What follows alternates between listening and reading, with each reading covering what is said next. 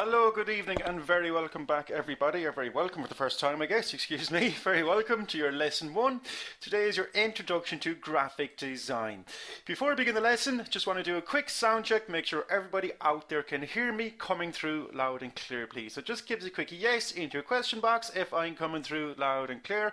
Amanda, I can see you. Shirley, Glendale, yeah. David Lowe, Jacobus, okay, yeah. Samuel, okay. Lots of people. Mohammed, okay. People from all over. I see people from India. I see people from Australia, New Zealand, South Africa, Tunisia, Philippines, America, Greenland. It's interesting. Very nice. Okay, guys, people from all over.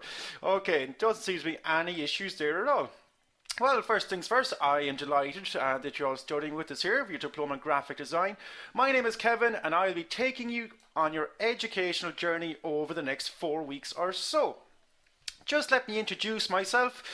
To put a face to the voice that you see, I've included a picture of myself up there. I've also included a few little pointers about myself. As I said, my name is Kevin. So to get you guys to know me a little bit better, I provide some personal details. All of these are 100% true and accurate. Some people might call it being a little bit eccentric or obsessive compulsive. I call it just being a designer, as you guys will soon understand. So pleased to meet you, everybody out there. Now, before we begin, I just want to bring you through what we call some housekeeping. I know I have a lot of members already with us that would have studied with us here at Shaw Academy before. This is probably not your first course. But for all of our members just joining us, or for all of our students just joining us this month, I just want to bring you through some, as I say, the housekeeping. So first of all, very welcome to your live webinar. A few pointers. You are all on mute so that you can only hear my voice. And you can comment in your comment box, just like you're doing right now, to interact with me, okay? So everyone has found a comment box, just like you're typing in yes and nice to meet you there, says Yasmin as well. So I will answer questions at the end of the webinar during our question and answer session. But our support team will do their best to reply to all comments during the lesson, okay? If you're a premium member, as you guys know out there by now, your questions will be prioritized, okay? So I want everyone to get familiar with your members area, as it's incredibly important for your journey through the course. So this is where you'll find your lesson recordings, your assignments, your course toolkits, and much more. Just to make that clear as well, so for example, if you log in tomorrow, you will see tonight's recording. You will see this evening's recording in your student member area in there, guys. Okay, so it is simple as that. It is simple as that. Okay, you can watch the most recent lesson. Okay, and you can also watch the recordings down there then as well, guys. Okay, so am I pretty clear on that so far? Yeah, everyone is understanding me? Yeah, that everyone is happy with that so far. Great, okay. Now, before we continue this evening's lesson 2, I also have a special announcement.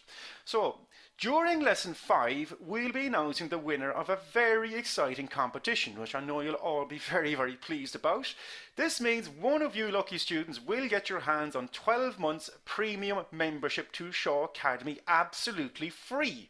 That's pretty exciting, I think you'll agree. Everyone's saying very excited? Okay. Guys, all you have to do is attend the lessons, the first 5 lessons, okay? All you have to attend is the first 5 lessons live. So join us here live for the first 5 lessons.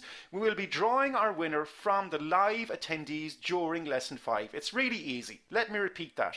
All you need to do to enter the draw, to be in with the chance, is to attend the first 5 lessons live, and you're automatically entered into the draw then, and we'll be announcing the winner live during lesson 5. So I'm sure you all want unlimited access to all Shaw Academy courses, of course including our advanced graphic design course that you all will be hopefully going on to complete after this foundation level course. So lots of excitement coming through about that. Yeah, sounds great, says Agnes. That's awesome, says Mona. Okay, lots of excitement, guys. Guys, attending live is interactive, it's fun and engaging, and our live attendees have a much higher completion rate than, say, people that just do recordings. So this will give you a sense of achievement, and you will progress, you develop, and you will ultimately succeed, guys. So live attendance is absolutely crucial. Right, let's move on. I want to talk now about how this course is laid out. So this course is divided up into 8 lessons, okay? They're all jam-packed with the current design information and help you solve your design problems. So we're in week 1 now. Today's lesson is our introduction to graphic design. Our next lesson will be our elements and principles of design. So, okay, so lesson 2 is very important to get you understanding and thinking like a graphic designer. In week 2 then we have our Photoshop introduction and Photoshop for designers. I will be going through the software we'll be using for this course later in the lesson, guys, so don't worry about that. I will be going through this later in the lesson. That's week 2 is Photoshop. In week 3 then, one of my favorite subjects and one of my favorite applications is typography, fundamental to any graphic designer's education, and we'll also be introducing Adobe Illustrator then in week 3. Also creating our logos with Adobe Illustrator in week 3 as well. And then in our final week, week 4, we'll be designing for the web and digital. We'll also be looking at print and pre-press basics in Adobe InDesign. So Adobe InDesign is the third and final of the applications we'll be using. Guys, the course is structured in a way to help you develop as you progress through.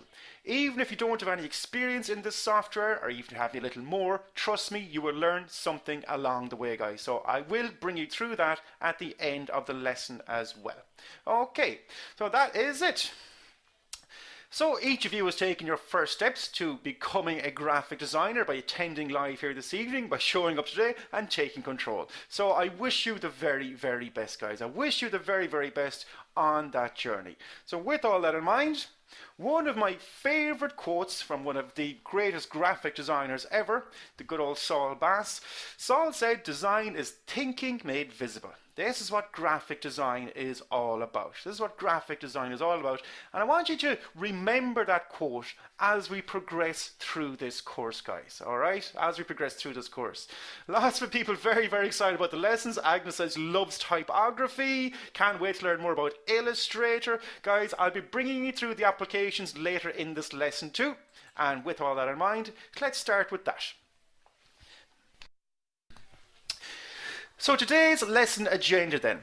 I want to bring you through a quick sort of whistle-stop tour about the history of graphic design. Just maybe over 2 or 3 minutes, sort of general history of graphic design and where we've gotten to now, okay?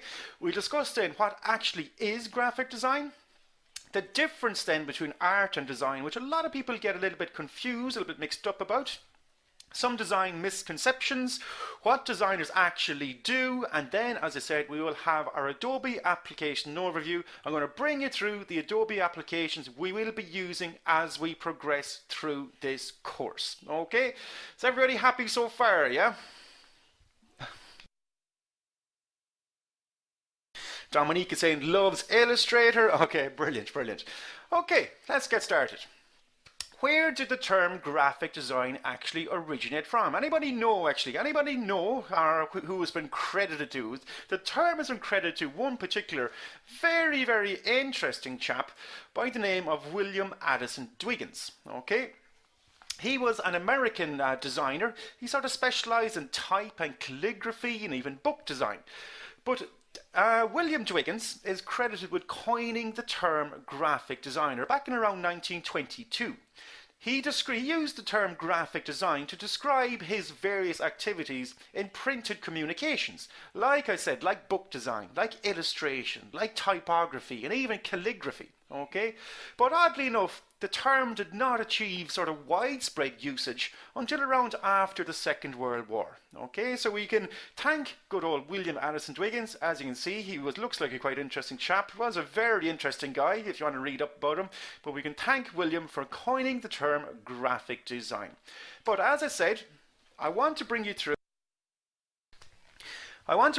a quick whistle-stop tour now from around 15,000 BC up to modern day. So this is a quick 2-minute history of graphic design. So bear with me, okay? Don't worry, this will not be on your final exam. It will be in your toolkit and your summary notes, guys. Don't worry about that. But I just want to make you aware of it.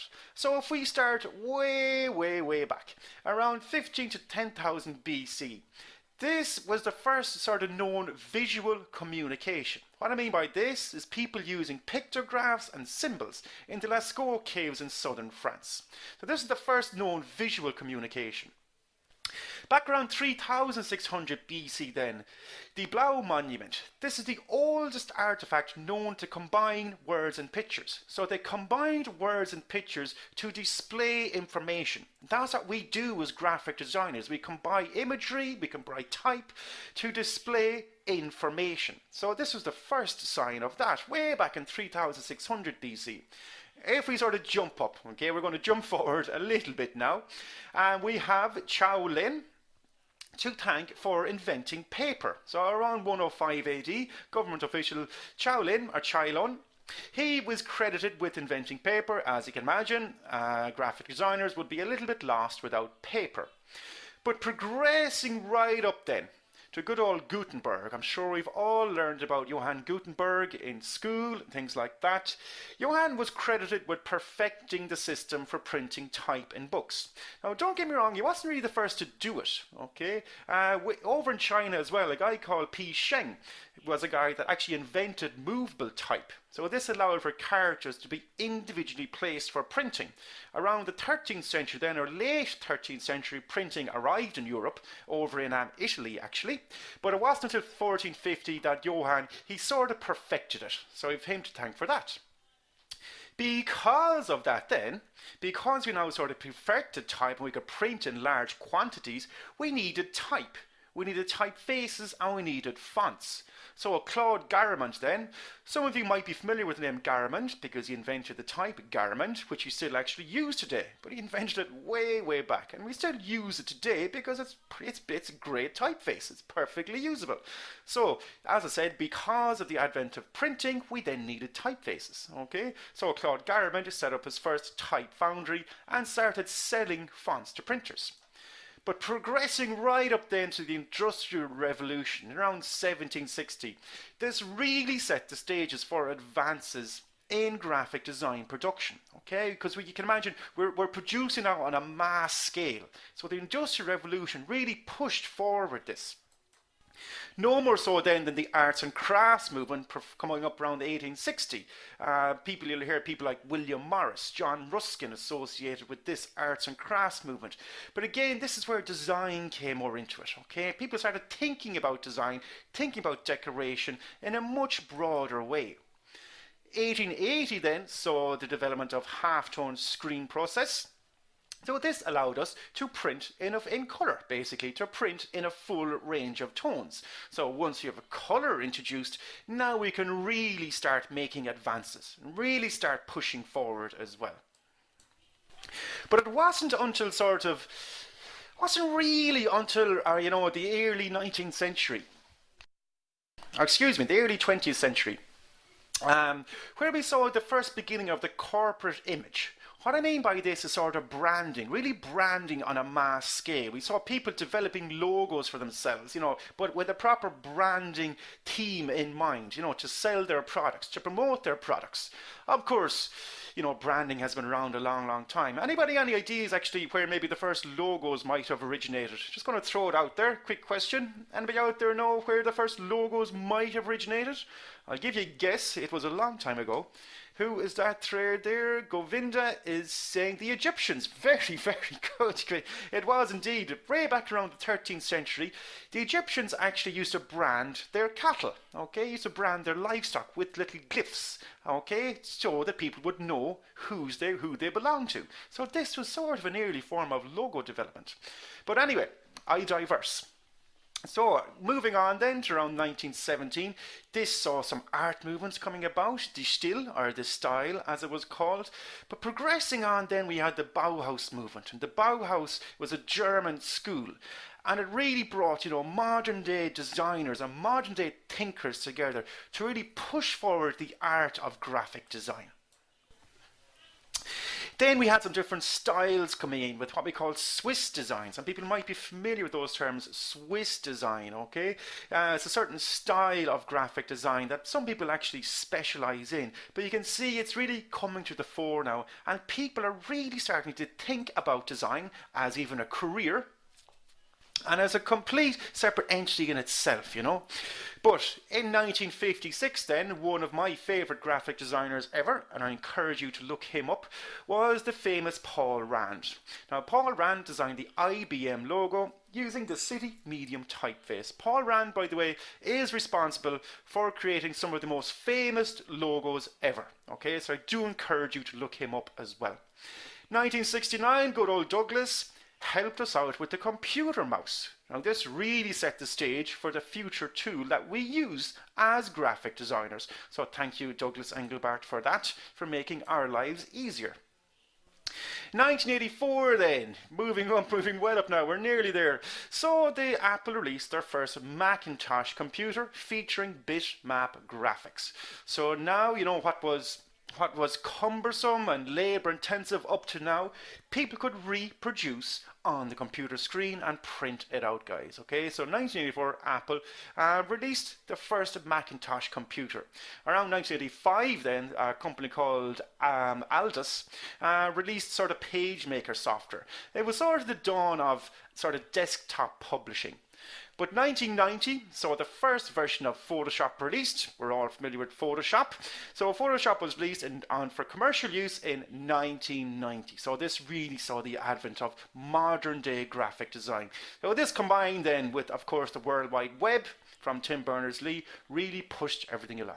So guys, that's a very, very, very quick whistle-stop tour of graphic design from 15,000 BC up to modern day. So you can see where it's sort of developed from. But let us move on. David says, very interesting. Okay, brilliant. So let's move on. I want you to take a look at your screens now, everybody, and I want you to ask yourselves honestly, which side do you think you stand on at the moment? Do you think you stand over here on the sort of designer side, or do you think you stand on the regular side of people? Because colour is one of the most important elements in design. And we will be learning how it creates contrast, how it draws attention, even how it subconsciously affects our brain. It can even evoke feelings. So no matter which side you think you're on at the moment, maybe you think you're on the regular people's side, trust me, over the next 4 weeks you'll be migrating over to that designer side. Dominique is saying men are mostly on the regular side. Okay, well Dominique, hopefully we can change that over the next few weeks, guys, over the next few weeks. So I mentioned there a while ago, graphic design is all about visual communication. So the aptitude of thinking visually is very, very important, because visual thinking happens much, much more quickly than sort of step-by-step logical thinking. You know, if I say to you, think of a pink elephant, you know, you think of a pink elephant in your minds. You don't think of the words P-I-N-K and elephant, you know, you think visually. So this is all about graphic design. It's all about that visual communication, okay? But we're going to learn how to create those designs that are, you know, they're logical, you know, we absorb them much, much more quickly. So throughout this course, we're going to learn how to create designs that are easy to understand, attractive, and have that strong visual communication. Now, as with anything else in life too, guys, a little bit of common sense goes a long, long way when it comes to design, as we will discuss through the course also, guys. So a little bit of common sense just goes a long, long way also. Okay, I'm going to take a quick sip of water before we continue, and we're going to talk about now the difference between art and design in just a second. Thank you.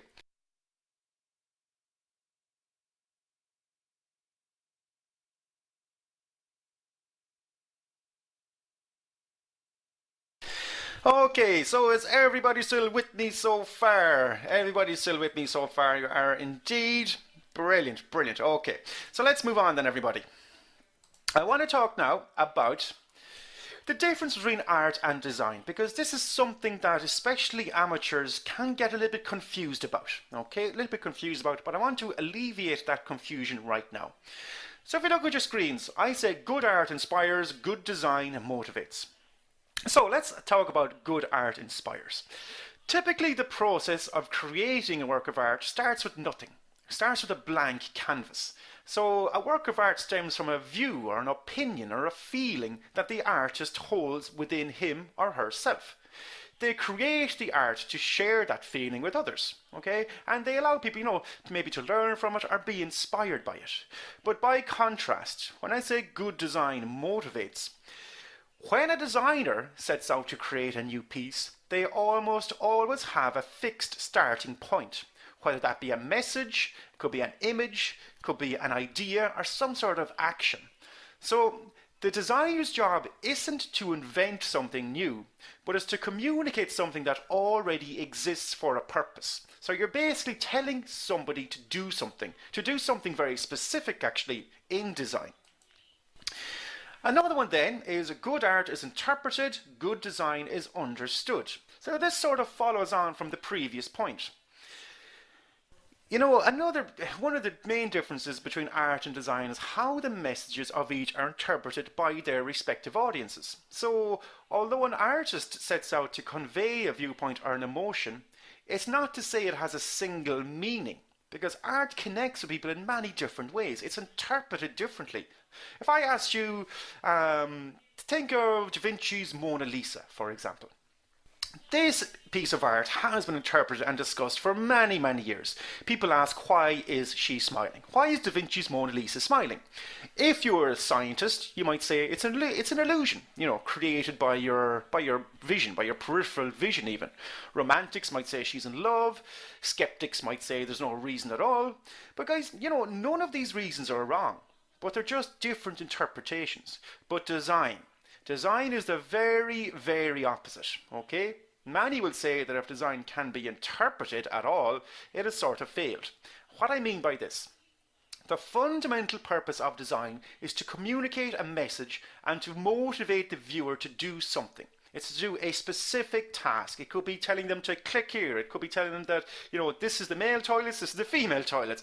You're asking someone to do a specific task and you have one clear message that needs to be understood by your audience, no matter who they are. So with a good piece of design, the designer's exact message is understood by the viewer. So that is a fundamental difference. Now, a lot of you will be very glad about this next point. So the next point about the difference between art and design is that good art is talent, but good design is a skill. So more often than not, an artist has natural ability. Maybe from a young age they grow up drawing, painting, sculpting, developing their abilities. But people say the true value of an artist is in that natural talent or natural ability that they're born with. And don't get me wrong, there is some overlap. Good artists certainly have skill as well. But often than not, artistic skill without talent mightn't be, the same thing, okay? It mightn't be worth it. But design is really a skill that is taught and learned. And that's why each and every one of you is here with us this evening. You're here to learn a particular skill. And that's what I'm here to teach you. So you do not have to be a great artist to be a great designer. You just have to be able to achieve the objectives of the design. Okay, so I hope you're all very, very glad about that. People often ask me too, do you need to be good at drawing or things like that to be a good designer? I'll discuss that in a few minutes. Amanda is saying, oh my god, this makes me feel so much better. Amanda, Agnes is saying phew. Okay, so guys, good art is talent. Yeah, good art is talent, says Glendale. But guys, like I said, talent is innate, but design is a skill. Like any skill, it can be learned, whether it be music, whether it be whatever it is, whether it be football, whether it be rugby, whatever it is, guys, it's a skill, and skills can be learned. And finally then, this sort of falls under the second point as well about interpretation and understanding. But if you only take one point away from this section of the lesson, okay, good art sends a different message to everyone. Good design sends the same message to everyone, okay? It is simple as that. It is simple as that. So does that make sense to everybody out there now before we continue? Just checking in. Everyone happy with that, yeah? Mona is saying, I'm hoping to combine the two. Well, that's where you can really push it on, Mona. Indeed, when we can combine the two.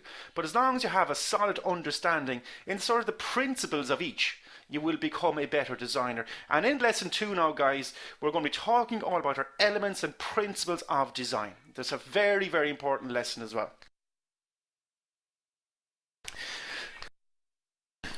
So, let's move on. Graphic design is absolutely everywhere. Anywhere we look, we're seeing advertisements, we're seeing magazines, infographics, logos, websites, signage, the list is endless. There's people out there probably right now, maybe sitting at their desk. Take a look around you, you're seeing all types of design. Some of you out there might be sitting in your local coffee shop. Take a look around you. Look at the menu over the counter, look at the logos, look at the branding, look down your coffee mug, there's probably something on that. This is all design. Even the signs over the bathroom doors. This is graphic design, okay? So guys, you get the idea. It's absolutely everywhere. Going to talk now about, what exactly is graphic design. David says, I'm in my lazy boy. Well, I'm sure there's a logo attached there somewhere, David, on your lazy boy. Okay, very good. Okay, guys, when we think of the term graphic, what do you think of? When I think of the term graphic, I think of words like visual, I think of imagination, I think of expression, okay? Now this can involve many mediums. It could be painting, drawing, engraving, lettering, sculpting, there's loads of them there, okay? This is what I think of when I think of the term graphic. But when, and by the way, I'm going to talk later on in lesson 2 as well about our visual elements that we use to create our designs. There's our graphic design elements like line, color, texture, mass, and space, things like that. We'll be discussing in the next lesson too. But design then, on the other hand, to design something is to decide upon the look and function of something before it's even made. So this then is all about thinking, it's all about problem solving, it's all about that practicality. Now, in graphic design, there are rules to be considered. These rules are called the principles of design, which we'll be looking at in lesson 2. And these are things like contrast, repetition, alignment, proximity, and balance. So guys, it's only once we have a solid idea developed through the design process, we can use our skills then from a graphic approach with things like color, things like layout, typography, and and using even the creative tools like our Adobe applications to bring these ideas to life. Okay? So that is what graphic design is all about. If you want a dictionary definition of it, it's the art or profession of visual communication that combines images, words, and ideas to convey information to an audience. Now, probably the most important words in that sentence are visual communication and conveying information. Because when asked what design is, it's sometimes easier to explain what it is not. People have ideas about design, maybe not realize how much theory is actually behind it. So it's not just about being familiar with the latest software and suddenly calling yourself a graphic designer. I'm sure we might all have a few friends out there that might, think of themselves this way, but just because you understand an application does not make you a designer. It's not about being able to draw well. Don't get me wrong, these help, but design is much more. It's about being able to communicate a message visually. If you're not doing that, well guys, as we know by now, that's what we call art. So design must be interpreted the same way by everyone to function. Again, I repeat that, going back to a few minutes ago, design must be interpreted the same way by everyone to function. So as I said, it's all about that visual thinking and problem solving. So how can we convey information to somebody at a glance? Sometimes without that person even being aware that we are doing it. So our aim as graphic designers then is to create something that is pleasing to the eye, that of course gets attention, and again conveys that message. I know I'm repeating myself a little bit here guys, but it's really important to understand that. It's about conveying that message. Some things to consider though. Some things to consider is it's not always about making things look cool. Okay? So design has to work. So I'll give you an example. What's the point of having maybe a really artistically beautiful restaurant menu, for example, if you can't find the drink section, or if you can't figure out the prices, or having a really flashy website with lots of bells and whistles if you can't figure out what button does what, or for example find the information you're looking for. To give you a few examples of what I mean.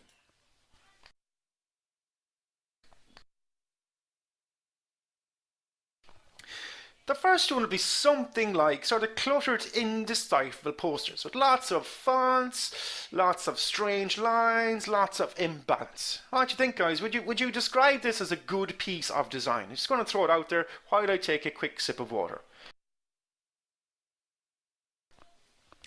Maud is making the point saying cool is short-lived. Indeed it is, Maud, indeed it is. And good design should be timeless. And we discuss that in greater detail, especially in our advanced graphic design course, Maud, all about creating timeless designs that will last the test of time.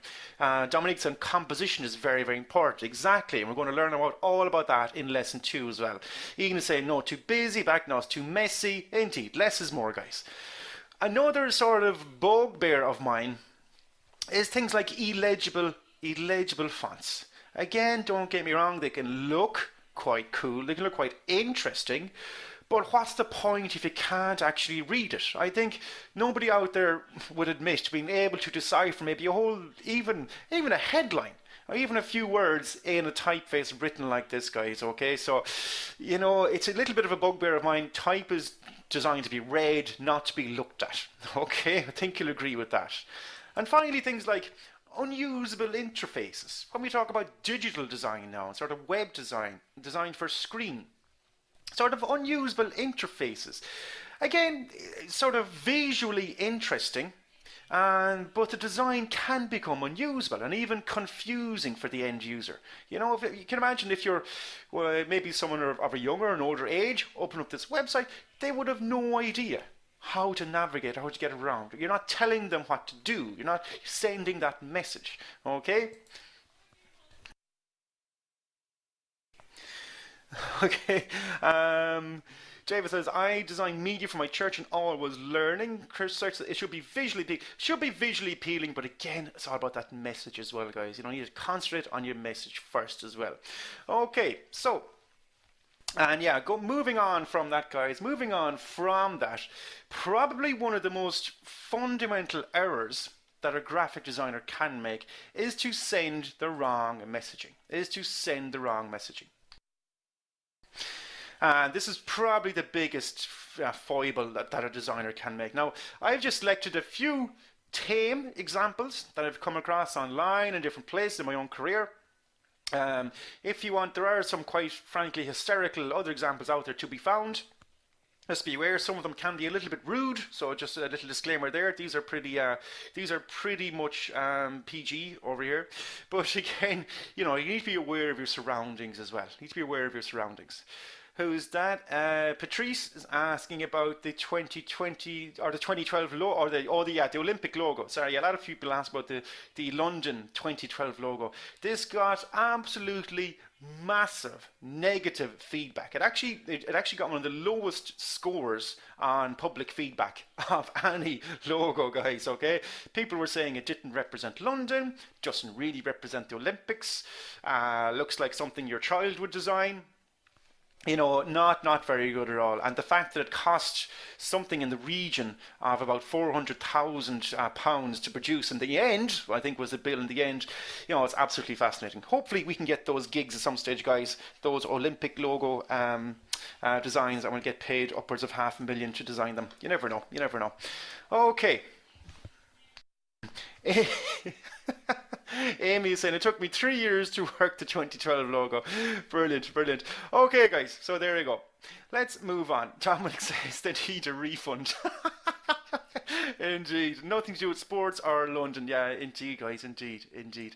Okay, so look at, with all that in mind, design is still a very, very exciting area to be part of.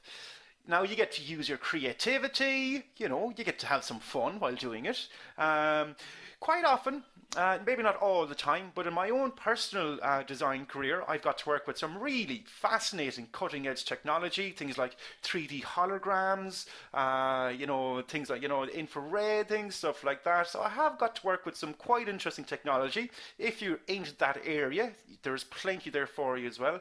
You do need to pay attention to detail. You do need an eye for detail. You do need to be patient. Trust me, in the design world, your patience will be tested. But again, if you like solving problems, then graphic design is a very, very exciting area to be part of and a great area to be involved in. So,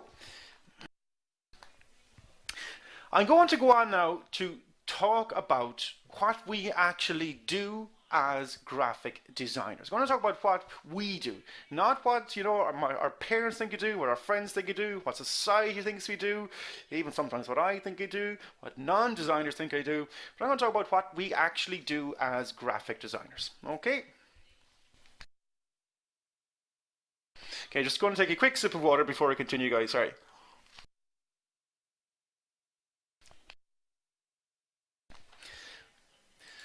So let's move on. We are visual communicators. So at the start of any project, at the start of any design project, we are given what's called a design brief. So we're given briefs to solve problems. So we're given a brief by our client with a particular problem to solve or message to communicate. Now, the initial brief is very important as it will contain the client's wishes and also become a point of reference for the designer. So it's a good idea to get this nice and clear at the start, guys. It will save you a lot of hassle in the long run. Because again, you sort of go back to it. You go back to it each time as a point of reference, okay? So after that then as well, you'll then do some research. So the designer will then do some research, for example, looking at competitors, maybe looking at current trends, although we'll talk about trends now later on in the series too, and sort of how we need to avoid them really. But also looking at the company itself, both its history and its future direction. Maybe the company is looking to change direction, maybe gather a different target audience, things like that. So you need to be conscious of both. After this then you'll go on and create your strategy. Okay, so a strategy is developed by analysing the research, and then you decide on the correct path or process, and then you go on to the development stage. So you can imagine you've gone through a lot here so far before you even sit down and start designing and developing your ideas in this stage. So it's not just about going straight to your computer, opening up Photoshop or Illustrator and starting designing. Okay. So it's after this then, after you've had your idea developed, you then present this to the client along with possibly a small section for like a target audience, so they might review it. They'll then give you some feedback. You'll then sort of maybe tweak this feedback, and then finally, after the last of the tweaks are made and everyone is happy, or at least the people who are signing the checks are happy, the project is then launched. Okay, so this is a basic sort of design sort of process. Now everyone sort of follows their own processes, but this is a generic enough one just to make you aware. So designers will take a problem, they'll research why it exists, they'll devise and create a concept. They will then develop and elaborate and then maybe test on a sample of the target audience, and then they'll finalize it for delivery. Okay, so that is what we do as graphic designers. Now, a lot of you were already viewing and things like this when I mentioned earlier on that you don't need to be good at drawing. So I'm going to go through some sort of don'ts, some sort of home truths now when it comes to graphic design. So the first one is you do not need to be good at drawing. As I said, design is a skill and skills can be learned. That is why you're here with us today. Now, don't get me wrong, sketching can help. So if you have a few minutes aside each day, maybe try and sketch out some logos from your mind, maybe existing ones even. Like, you can practice because you're sort of much freer as a designer if you can sketch out some basic ideas. You know, I'm not expecting any sort of Renoirs or anything like that, guys, you know. So, but if you can sketch out very, very rough things, it will just free up ideas, just to get your message across. But you do not need to be a very good drawer. Okay, so simple as that. Now, you don't need to spend years and years in university or college. A lot of designers, and some of my very good friends who are designers, they learned as they went along. Now, don't get me wrong, I went down that route, but I was fortunate enough to be able to do that, okay? But a lot of designers simply learned as they went along, just like you guys are doing here with me this evening. They attended classes, maybe online courses, they read books, they worked with others when they could. They maybe got some internships, they worked in the field when they could, and finally, guys, they practiced. Okay, I know I'm repeating myself, but they practiced because design is a skill and you have to practice. Finally then, I get asked this quite a lot, just to alleviate this too. You don't need to spend, thousands on computer equipment, on fancy computer equipment. For the applications we're using for this course, which are Adobe Photoshop, Illustrator and InDesign, any mid-range computer is perfectly fine, guys. It's perfectly fine.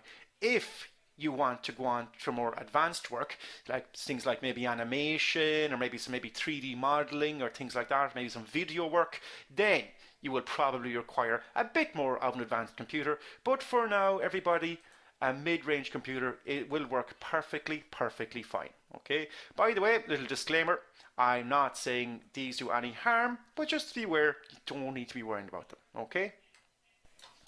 Now, I went through the things there that you don't need. Let's get on to the things that you do need. So this is probably more important. The first thing you will need as a graphic designer, getting out there in the workforce or when you're looking for work or whatever it is, or clients, is a portfolio. Okay? This is by far the most important document you possess as a designer. Now, it can be physical or digital. Now, your portfolio answers the questions people want to know at a glance. They want to know, can you do the job? They want to know, are you any good? But it makes you stand out from the crowd.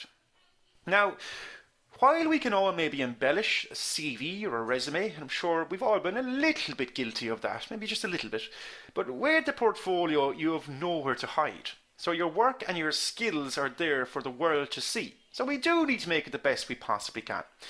Now, we will be looking into portfolio creation in both print and digital format in our advanced course later on, guys, okay? It's an interesting exercise, just to make you aware that we will be helping you out with that in our advanced graphic design course, guys, okay?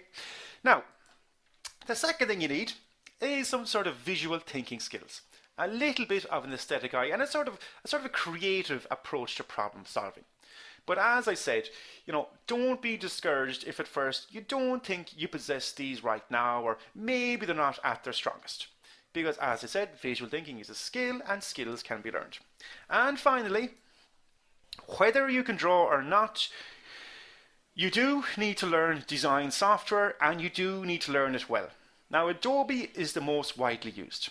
As I said, the applications we'll be using for this foundation course will be Photoshop, Illustrator, and a brief introduction to InDesign then towards the end. We will be delving a lot deeper into these applications later on in their advanced series.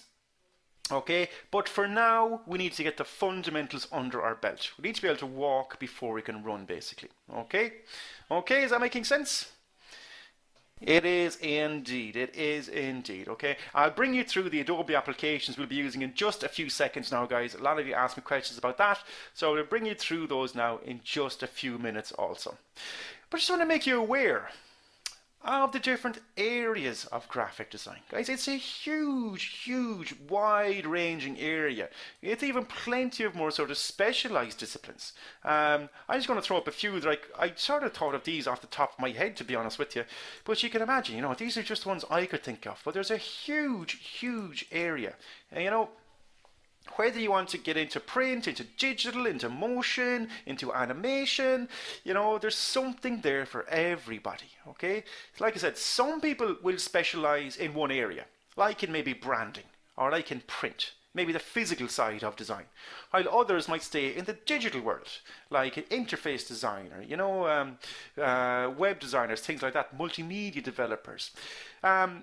To be honest, in my own career, I sort of crossed over probably every one of these, to be honest with you. But that was my choice, because I always think it's a great idea to get as much experience in as many different areas as you can before then maybe finally deciding on the path that you feel is right for you. Or like I said, you could become like me and just sort of cover the lot. But guys, there is something there for everybody. All right, I think that makes sense. Would you all agree with that? Actually, just going to throw it out there while I take a quick sip of water as well. What would be the main areas of interest for people out there at the moment? Would it be sort of print or would it be sort of digital? I'm just going to break that down, just get some feedback from you guys. I might be able to tailor the course a little bit then to suit your needs a little bit better. Would it be more the print side or the more digital side of things? Or maybe a bit of both. I mean, maybe a bit of both. Okay, Gaining Aiden says digital. Fiona digital. Skelly is both. Paolo is both. Leon is digital. Okay, really a mix for me. More print. Yeah, it's interesting. It's about sort of 50-50 between everybody out there, which is great. Okay, and a lot of you saying a bit of both. Yeah, well, guys, the skills we're going to learn on this course will correlate to each. And not just print or digital, to all areas of design. They will correlate to all areas of design. Okay, so trust me, there is something here for absolutely everybody. And quite an interesting statistic is there will be a 13% increase demand for graphic designers by 2020. Okay, when you think about it, this sort of makes sense. Because as new businesses start up and there's more and more sort of commerce and things like that, they're more becoming dependent on the internet and on marketing and branding and things like that. So graphic designers will play an increasingly crucial role in this. So that's good news for me, and it's good news for everybody out there too. I'm sure you would agree. Brilliant. Okay, brilliant. Now, just going to take one more quick sip of water. It's getting quite warm in here, so I'll take a quick sip of water before we continue on with our Adobe overview.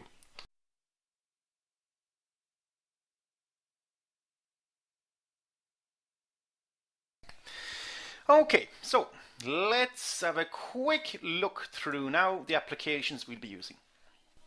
Just going to introduce them to you this evening. I'll talk about them later in the question and answer session, just in a few minutes now also.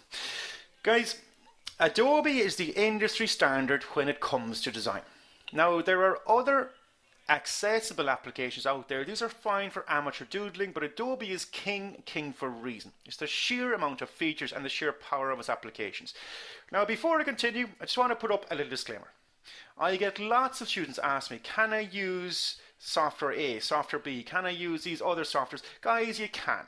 Okay, I'm not stopping using those. You can use other applications if so you wish. But simply put, Adobe is the industry standard professional grade software. If you're serious about design, you will need to understand the Adobe applications. If you go to any professional design studio, they are using Adobe applications. So I am teaching you the best, okay, as simple as that. So I don't want to be answering lots of questions on things like what do I think of these other applications, maybe some free software, stuff like that. I mean, the skills we'll be learning will go across a lot of these, but guys, just a little disclaimer before I continue. We're using Adobe because it is simply the best, bar none. Okay? Am I pretty clear on that now? Yeah, okay, good. And as I said, okay, so put it this way, in week 2, we'll be looking at Photoshop. In week 3, we'll be looking at Adobe Illustrator. In week 4, we'll be looking at InDesign. And for anybody wondering, if I have time with a question and answer session, I'll quickly show you how you can actually download these for a trial period. You can get them from Adobe for a 7-day trial period for free as well. So don't worry if you don't have them right now. You can download them for free for each of those weeks, guys. Okay, so don't worry about that. So the first thing we look at is Adobe Photoshop. As I said, it was actually created back in 1988, but it was released commercially then on the Apple Mac platform around 1990, as we discovered there from our brief history of graphic design going down through the ages. And I'm sure many will agree it has been distorting the truth for all that time, guys. But let's have a look. Now, Adobe Photoshop is a seriously powerful photo and image editing application. It's basically the benchmark. Simple as that. But as I just said there, it's an image editing tool, not really a drawing program. Now, this is a common source of confusion and frustration. Although it is possible to use Photoshop to design and construct original graphics, it is slightly limited in this area. And the reason for that is that Photoshop was not intended to be used for this type of work. It's an image editing tool, not specifically a design tool. That's why we use Adobe Illustrator to create more custom bespoke designs. Adobe Illustrator is more a design drawing sort of application, okay? But Photoshop, the real power of it is in working with existing images. Now we're going to learn how to use Photoshop, for example, treating and manipulating our images. We'll be doing a little bit of airbrushing, things like that you see on magazine covers. We'll be using it to create image composites, which we'll be doing in lesson 4, when we combine multiple images together to create one overall image. So we'll be using it more from a design point of view, but like I said, if you want to really create original graphics, that's what we use our next application for, which is of course Adobe Illustrator. Now Adobe Illustrator is what we call a vector-based drawing and graphic design tool. Not to be confused with Photoshop or thought to be a different version of the same thing. It's not. Photoshop is what we call a bitmap editor.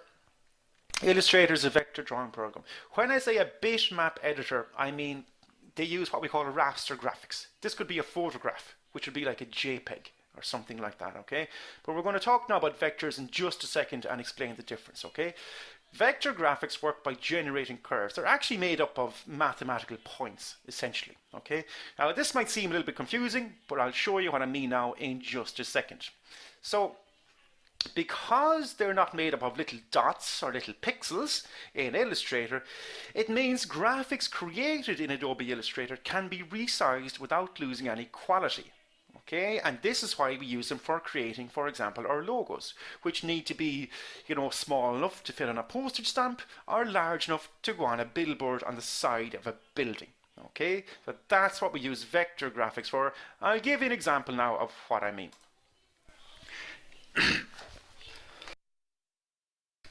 If you look at the examples on your screen now, you can see a left and a right. You can probably see straight away. One is a vector graphic and one is a bitmap graphic or raster graphic made up of pixels. So one is made up of actually mats, essentially, and the other is made up of little dots on your screen. But if I enlarge them 100%, you can see what's happening straight away. The bitmap graphic starts getting blocky and pixelated. You can nearly see the little pixels there coming through, whereas our vector graphic is perfectly smooth.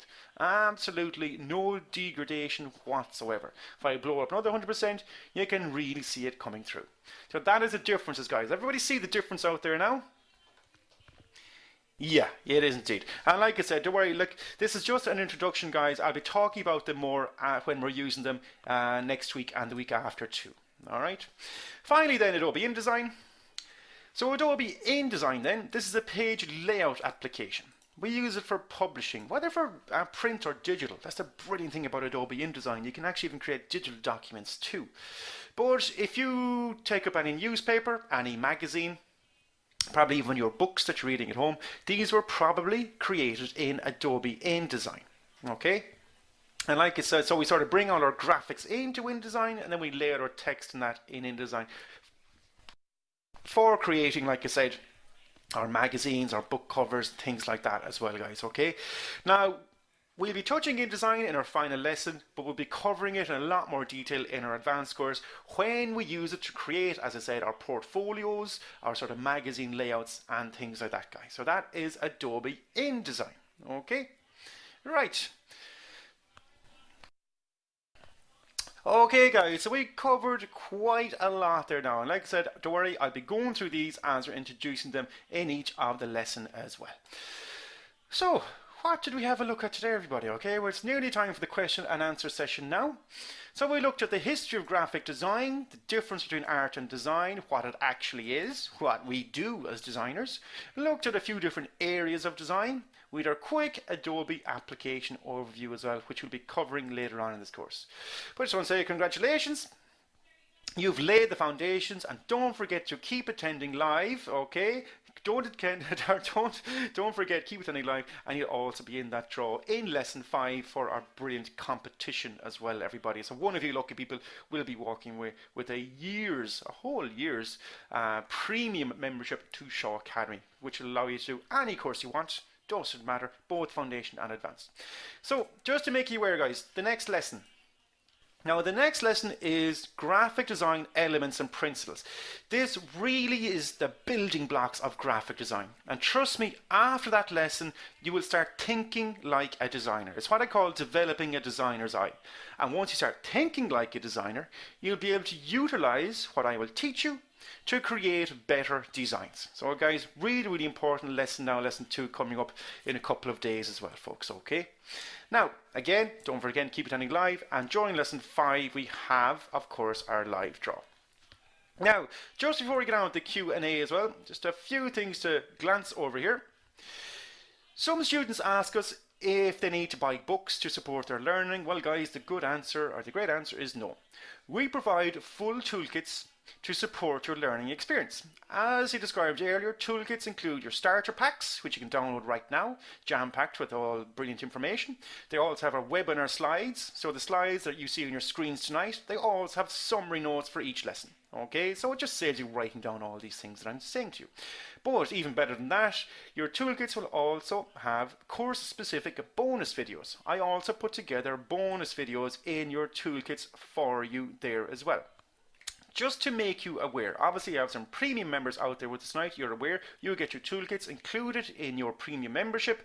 For anybody out there that might be on a 30-day trial with us, if you attend the first 3 lessons live, you will get the first 3 parts of the toolkit absolutely free. So that's just a little bonus. It's a little bonus for you guys for attending live. So attend the first 3 lessons live and you will unlock those brilliant toolkits for yourselves as well, guys. So simple as that, okay? David says, awesome. No problem, Rod. Brilliant. And finally, just for the Q&A, do make sure to give us an old like on our Facebook page and things like that, and follow us on our social media there too as well, okay? Because you'll get updates and things like that as you progress through your course journey too. So you can see the addresses on your screen. Now, I usually reserve this until lesson 2, but just for everyone out there, as a little sort of weekly challenge. I like to give you some sort of weekly challenges. Feel free, okay, to post maybe an image of your favorite piece of design and tell us why you love it. It could be anything. It could be a logo, could be a poster, could be a book or an album cover, anything you like. And just tell us why you love that piece of design. So that's this week's weekly challenge for you as well, guys, okay? So that's it, guys. So like I said, and just use, as you can see, the hashtag #ShawGraphic at the bottom of your screens there. You can see in your screens there too. Just share that hashtag #ShawGraphic there. So anything you like, guys, just tell us why you love it. Okay, sounds good? It does sound good. Okay, I'm going to move on now with the question and answer session. So for any outstanding questions, guys, I'll be back to you in just a few seconds. Going to take a quick sip of water, gather my breath for a few seconds, and I'll be back then with the bonus question and answer session.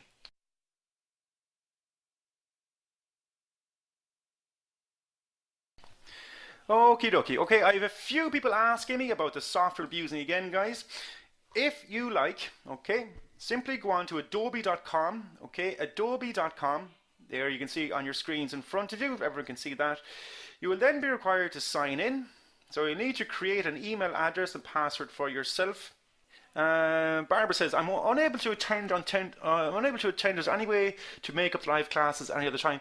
Barbara, you can log into your student area anytime you wish after the lesson, and you can re-watch the video. So guys, if you miss any live lessons, don't worry. They are placed the next day. So after the live lesson, usually the next day, next afternoon, they'll be placed into your student area, okay, and you can re-watch it then anytime you wish, okay. Marty's asking, if I want to buy a membership with Adobe, which one do I buy? Does personal include Photoshop and Illustrator? The personal ones will include that, Marty. It depends. I'm using Adobe Creative Cloud. I've got a Creative Cloud account, which I can use any of them. You'll also get things like a Lightroom and Photoshop specific one, but I would encourage you to go for the Creative Cloud, which means you can download absolutely any of the Adobe applications, each and every one of them, Marty, okay? David's and Creative Cloud is great. It is. It's brilliant because it means there's so much more to it as well, guys. It means you can, you can store things on the cloud. You can download fonts. There's just loads more to it. Okay. Okay. Any other questions on tonight's lesson then? What's the name of the application?